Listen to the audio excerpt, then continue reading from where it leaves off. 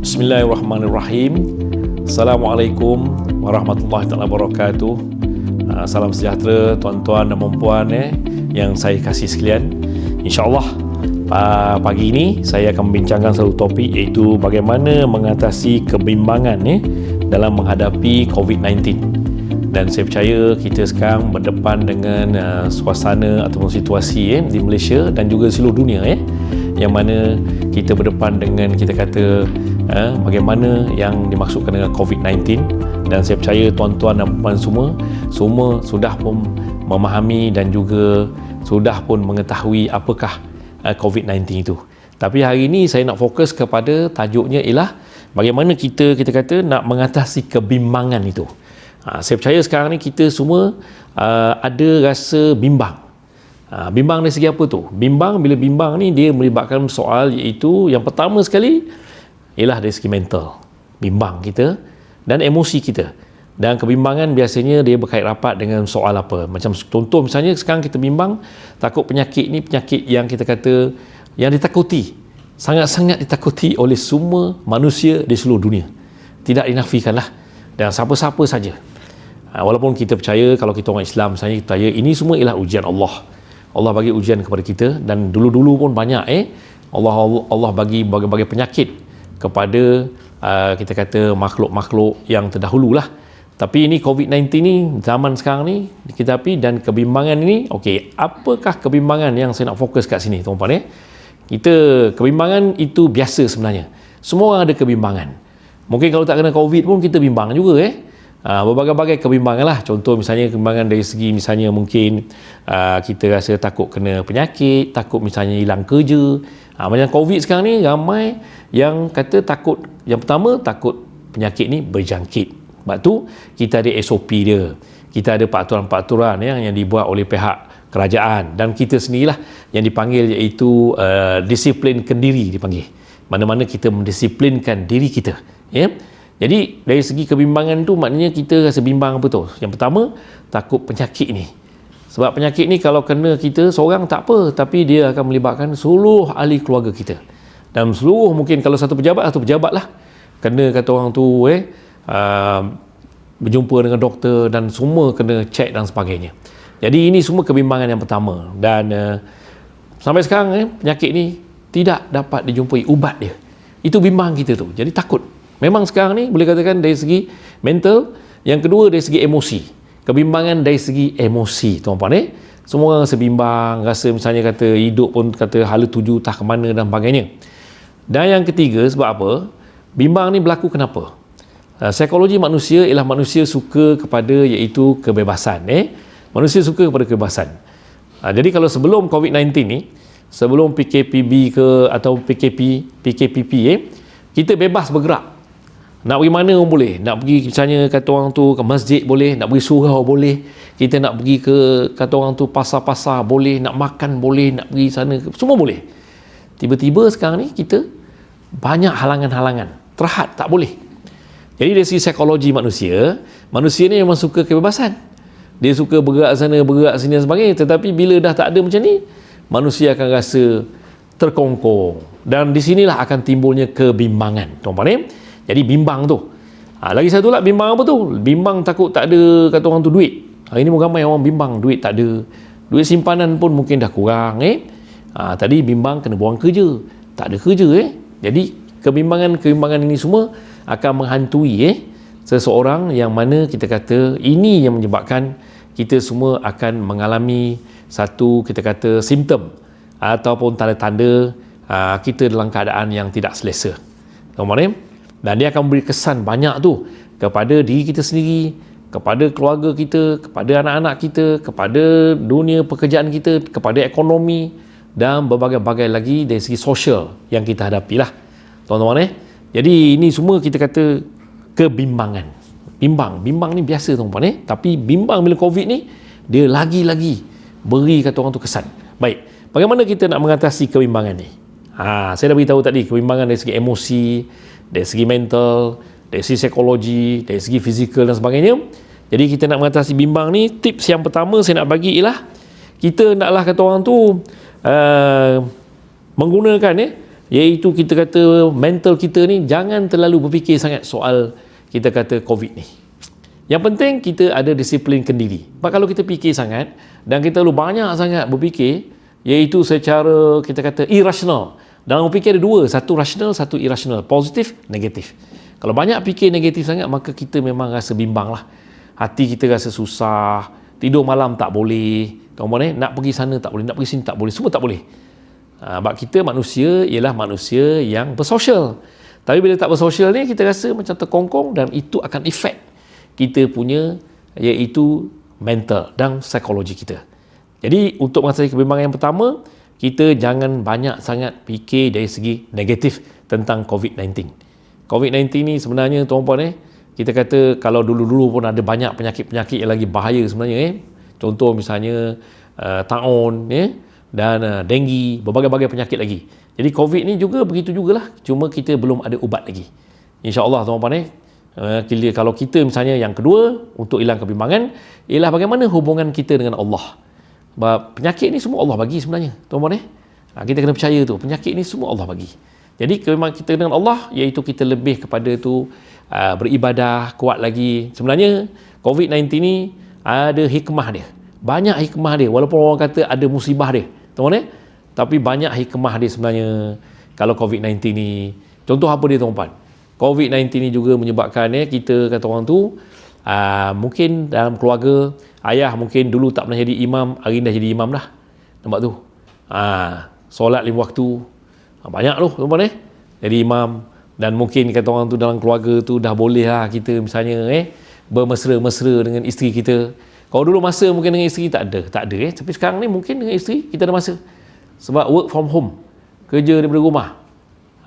Jadi jangan bimbang, sebenarnya banyak faedah dia sebenarnya. Kita banyak komunikasi tu dengan bini kita, tahu itu penting tu. Jadi kebimbangan tu mungkin makin berkurang bila kita fikir positif. Itu penting tuan-tuan. Tapi kalau kita fikir negatif, dia akan jadi satu yang kita kata orang tabu tau. Takut ini tak boleh, ini ada orang kadang-kadang semua tak boleh. Mungkin kalau dengan bini sendiri pun tak boleh, misalnya berpegang-pegang macam mana? Apa nak jadi? Ada jumpa saya tu buat kaunseling, tak boleh Tuan Haji, dengan bini pun tidur katil lain-lain. Sudah. Jadi bini kata macam mana ni bang, sampai COVID macam ni sekali. Jadi bimbang yang tidak kata orang tu tidak rasional. Kita kena berfikir secara rasional.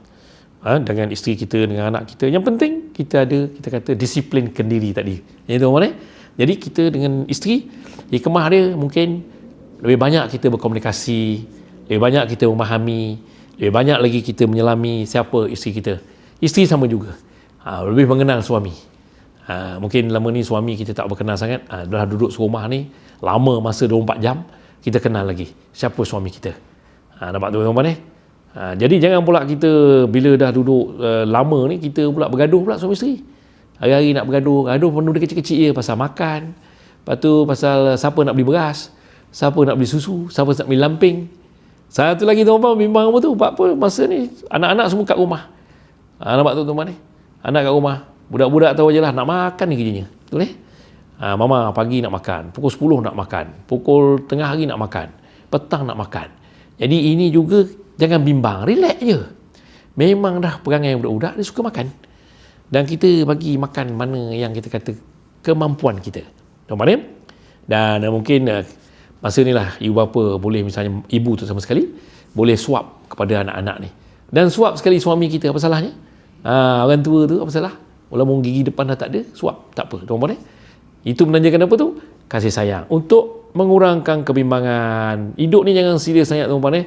Ada kata orang tu lawak jenaka sikit suami isteri, ada sentuhan, ada apa semua. Jangan pula kena COVID kita pula very negatif, dan menyebabkan hidup ini kita rasa terlalu bosan dan boring, dan mungkin banyak fikir-fikir negatif dalam kepala kita ni. Lama-lama kita berserabut, dan kita anggap COVID sebagai satu kita kata bala yang besar sebab benda ni dah berlaku dalam masyarakat kita, reality.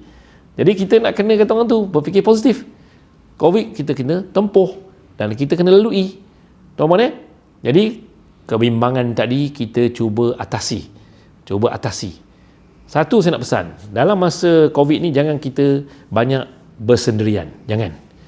Kalau boleh kita banyak berborak dengan suami isteri, banyak dengan anak-anak, dan kita juga kalau boleh berceritalah dengan kawan-kawan dan sebagainya. Hari ni mudah tuan-puan, tak payah susah. Kita ada video call. Nak bercakap dengan mak ayah kita di kampung ke, kawan-kawan ke, office ke, kita boleh video call. Kita boleh bercakap, tuan-puan, tak ada masalah. Jadi dari segi kita kata komunikasi tidak terputus dalam kita kata COVID-19. Sebab yang penting dalam COVID-19 ni ialah mesti ada komunikasi. Bila ada komunikasi, maka kita akan terus berfikir secara sehat, mental kita sehat dan sebagainya. Jadi itu dia tuan-tuan. Jadi sebenarnya kita dengan Allah, hubungan kita dengan Allah makin rapat, dan kita banyak buat solat sunat, malam boleh buat tahajud, dan kita juga boleh banyak kata orang tu kita berzikir dan mengingati Allah. InsyaAllah kebimbangan itu bila dalam hati kita dah ada kata roh dan jiwa mengingat Allah tadi, dan kita redha dengan apa yang berlaku ini, insyaAllah lah. Jadi kebimbangan tu makin kata orang tu ada. Saya tak nafikan bahawa kebimbangan tetap ada. Kebimbangan tidak boleh dikata orang diluputkan daripada ingatan kita, daripada mata kita. Sebab COVID ni dia kata orang tu, kita di mana-mana kita pergi pun orang sebut pasal COVID. Nak keluar rumah pun COVID. Dah jadi sebagai satu kata orang tabu. Ini sebenarnya dari segi saya sebagai kaunselor, dia panggil iaitu serangan psikologi yang amat dahsyat. Tapi bagaimana kita, sebab tu ada orang dia COVID-19 ni dia macam hidup macam biasa je, tak ada apa-apa, normal aja tuan-tuan. Sebab kita yelah banyak sekarang kita ada sekatan jalan raya, kita ada itu apa ni kata orang tu, kita nak bergerak bebas tak boleh, nak makan mungkin kita ada limitasi di emporium dan sebagainya, di supermarket dan juga di restoran. Tapi itu ialah normal. Sebab apa? Kita tak nak kita merebak penyakit ni. Jadi kita kawal kendiri, disiplin kendiri. Jadi untuk menghilangkan kebimbangan ni, selain daripada itu kita juga mulakan amalan-amalan. Kalau hobi-hobi misalnya, hobi-hobi kita misalnya, mungkin kita ada kawasan sikit, kita bercocok tanam cili ke tanam apa, hiburkan diri kita. Kita menghiburkan diri kita dengan hobi-hobi yang kita suka, tuan-tuan. Dan juga kita sebarkan kebenaran. Jangan sekali-kali tuan-tuan kita ni menyebarkan berita-berita palsu lah pasal COVID-19 ni. Jangan pula kita jadi kata orang tu berita-berita palsu. Jangan tuan-tuan. Jadi ini semua sangat penting. Kalau boleh misalnya kita hendaklah sentiasa menjadikan diri kita ni sebagai seorang yang sentiasa berfikir positif, tuan-tuan. Dan kita sebarkan berita-berita yang positif, kita cerita-cerita yang positif, dan kita kata orang tu mungkin ada hari ni dalam WhatsApp ke, Instagram ke, dalam Facebook ke, kita bercakap benda-benda yang positif kepada kawan-kawan kita, kepada masyarakat dan sebagainya, supaya dia tak ada kata orang tu menjadi satu kebimbangan dalam masyarakat. Jangan kita buat cerita-cerita yang kita kata menjadikan ketakutan tu kepada masyarakat. Jangan buat takut orang dan sebagainya, dan kita hidup macam biasa. Hidup mesti diteruskan. Kita hidup ni mesti diteruskan dan kena pandang ke depan, tuan-tuan. Dan kalau kita misalnya sebagai seorang pekerja di pejabat dan sebagainya, alhamdulillah lah hari ni kita kerja, tapi ada kata orang tu kerja secara kata orang tu bergili-gili. Ada staff yang datang, ada staff yang bekerja daripada rumah dan sebagainya. Jadi kita kerja macam biasa.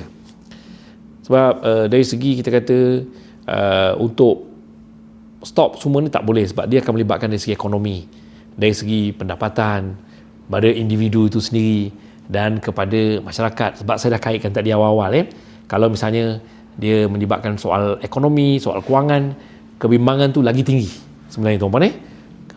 Masa manusia ni bila tak ada duit, bila kata orang tu kurang duit dan sebagainya, maka dia akan cepat dah mempengaruhi kebimbangan kita, tuan-tuan.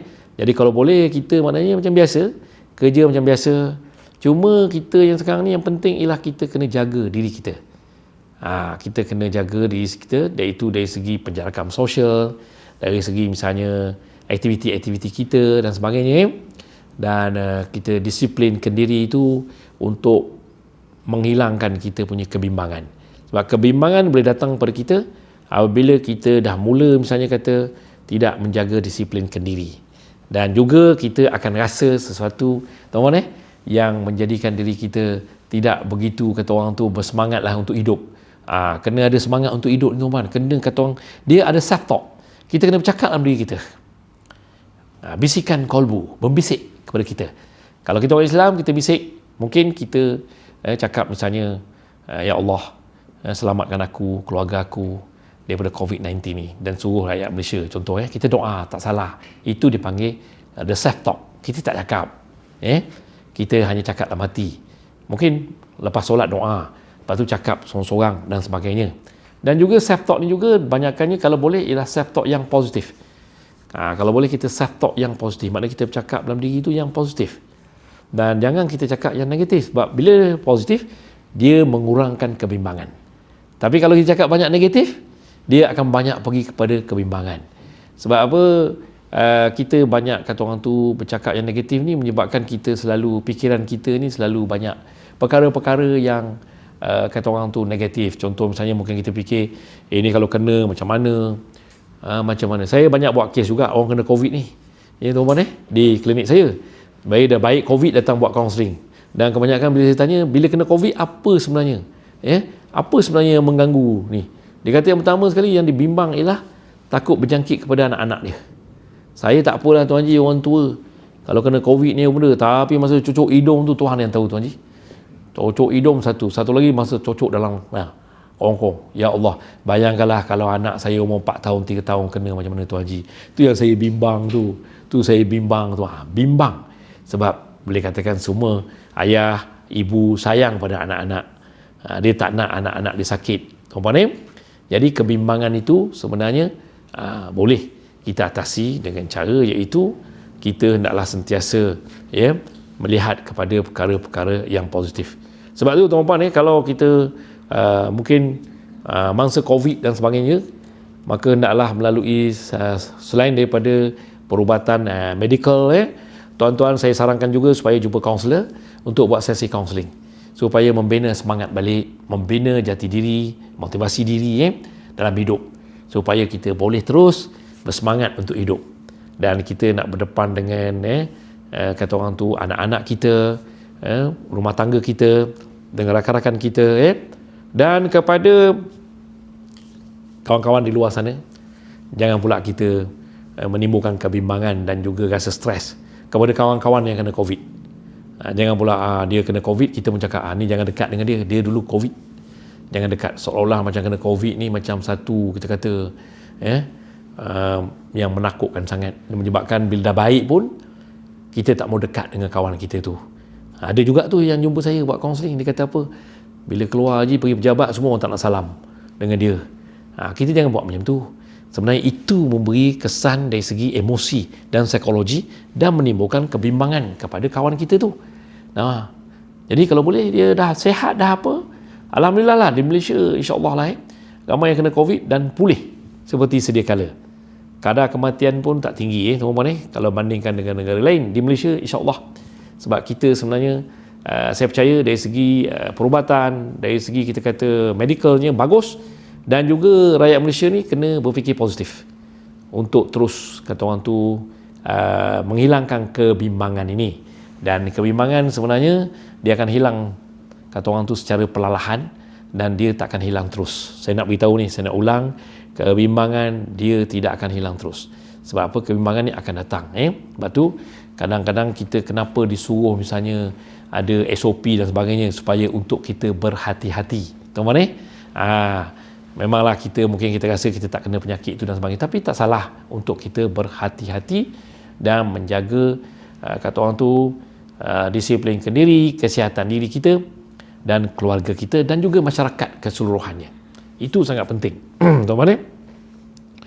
Jadi sebenarnya kalau kita lihat situasi akhir-akhir ini nampaknya peningkatan semula lah COVID-19 ni. Jadi ini pun memberi kebimbangan juga kepada masyarakat. Baik, kebimbangan yang saya maksudkan tadi itu ialah apabila kita sentiasa berada dalam keadaan pemikiran kita yang mana selalu negatif tadi tu. Jadi kalau boleh supaya kita sentiasa berfikir secara positif dan juga kita hendaklah kata orang tu sentiasa memberi berita-berita dan juga membaca berita-berita yang positif. Jangan kita misalnya suka menyebarkan berita-berita yang negatif, baik dalam, kita kata, dalam WhatsApp group ke, dalam Instagram ke, dalam Facebook ke, ataupun kita bercakap dengan kawan-kawan dan sebagainya. Kalau boleh kita bercakap yang positif. Sebab seperti saya beritahu banyak kali, kebimbangan ini sebenarnya dia berkait rapat dengan psikologi, dengan emosi, dengan mental kita, cara kita berfikir. Jadi sebenarnya kebimbangan boleh diatasi, tuan-tuan. Dan akhir sekali saya nak beritahu juga kepada tuan-tuan dan puan yang saya kasih sekalian ni, sebenarnya kita sebagai orang Islam terutama sekali, hendaklah kita sentiasa berdoa kepada Allah supaya COVID-19 ni ditarik baliklah oleh Allah. Dan kita hendaklah sentiasa banyak berdoa dan juga banyak buat solat hajat, baca Quran, buat solat tahajud, dan juga kita sentiasa ada hubungan yang baik dengan Allah, insya-Allah lah, tuan-tuan. Dan dia akan beri, kata orang tu, kelebihan dan juga kebimbangan ni akan dikurangkan, insya-Allah. Baik, terima kasih tuan-tuan. Kita jaga diri kita. Terima kasih. Assalamualaikum warahmatullahi taala wabarakatuh.